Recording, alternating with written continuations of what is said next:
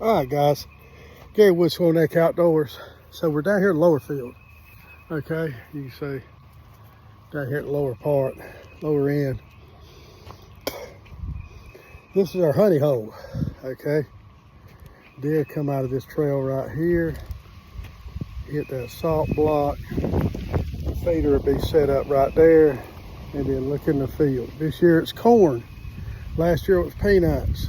So peanuts tends to get them more in high gear. They like peanuts and soybeans, man. They just tear it up. But you can see how I got my rock busted up here. Okay, so what we want to do is bust it up, leave some big chunks. Okay, I found that, you know, it's almost like snow melting in the winter, right? All the snow that just fell in your yard and all that melts off pretty quick. Build a snowman, put it in the front yard, see how long it lasts. It'll last when all the other snow's gone, right? So big chunks, I leave a few big chunks in there so it'll stay, you know, after the rains hit and all of that, and just let it bleed into the dirt. And, you know, deer come back and just lick the dirt if it's got salt in it. They will. So I run a little experiment about 5, 6, 8 years ago, somewhere through there. And I brought a bag of corn out here. Okay, it was off season, so if there's any game wardens watching, it was off season, don't matter. It was around April or May, and I threw out a 50-pound bag of corn, spread it out pretty good, didn't leave it clumped up. Guys, by the way, that's what's causing you CWD. Do not put clumps of corn in the woods. When it gets wet and molds, those deer eat it, they produce CWD, and as they start eating on the rest of your property, they're spreading it around to your herd. Okay, so don't clump your corn up. Get you a spreader feeder like that. I'm telling you, the benefits, not only for the health of your herd, but the ease of it is unreal, unreal. And you don't have any wasted feed, okay, like you do just drop it out. Get back to the story. Drop the bag, a 50-pound bag of feed out, throw a little fairy dust on it, okay, little Morton's table salt. Sprinkled a whole big old, you know, the big old container. Sprinkle it all around on that corn. In a week, I guess it was, I come back, all the corn was gone, but the dirt, the leaves and everything were just peeled back. Okay, they were still coming there, licking the salt up out of the dirt. So that's what we want here.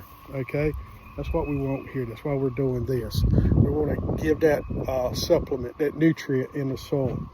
One thing I failed to mention up top we were digging in topsoil, okay, just off the food plot for that salt block. This down here, as you can tell, red clay. That's the best hole you can have. Guys say, why? Why is the clay will hold it? It'll hold it right there in that spot, okay? That'll be your honey spot. Now, this hole here was basically already dug for me from last year, okay? All I had to do was clean it out. I dug a little more, as you can tell, but for the most part, it was real soft, pulled it right up. So, but the bottom, it's pretty hard, okay? But it'll hold that salt up, not let it just get so far down in the soil that the deer can't get to it. So it's gonna be like a bowl for you, okay?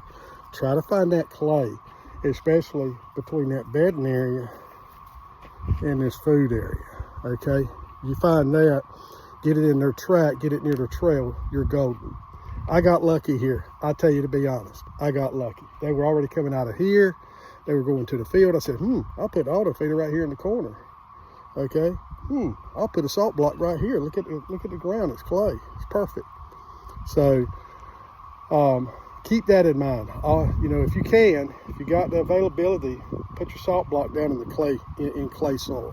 It's gonna be a booger to dig, I tell you that. It's going to be. I brought post hole digger, shovel, you name it, but yeah, it's gonna make for a better result for you.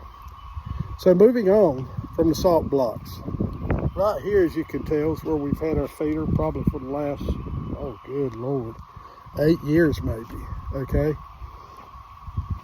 We're gonna set that up now. One thing I do advise you getting And I got these last year or the year before, I can't remember. You can go to Amazon and look up the stabilizer legs for this Moultrie NXT, which, by the way, if you don't have one, please get one. It's the best feeder, bar none, bar none. You rate that, if I was to rate that feeder from 1 to 10, I'd have to say 50. I mean, seriously. But you can go to Amazon, look up the stabilizer legs for that NXT, and they'll have adjustable ones, okay?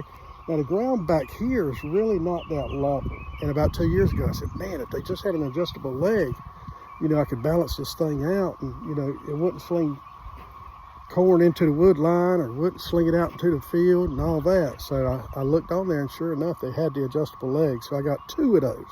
If you got I got 3 legs. It's tripod. If you got 3 legs, you need 2 adjustables. Okay. So if you got 4 legs, you need 3 adjustables. So always go 1 down from total leg count. That'll let you balance that thing totally. Okay. So we're going to get this up, or start getting it up. And when I start scooping feed out, I'm going to break off for another video, and I'll show you how I measure it out. And yeah, like I said, it can be a pain in the butt. You know, it takes a little time, but you'll have a real good mix in your drum. Okay, you'll have a real good mix there. And when your feeder starts turning, it's going to throw pretty good with corn and protein. It's not just going to throw either or. If you were to just pour bags in there, you know, if you were to pour bags in a drum, you'd have to go through 50 feet of corn or 50 pound of corn before you got to the protein. So that's why I mix it up. So stay tuned. I'll be right back.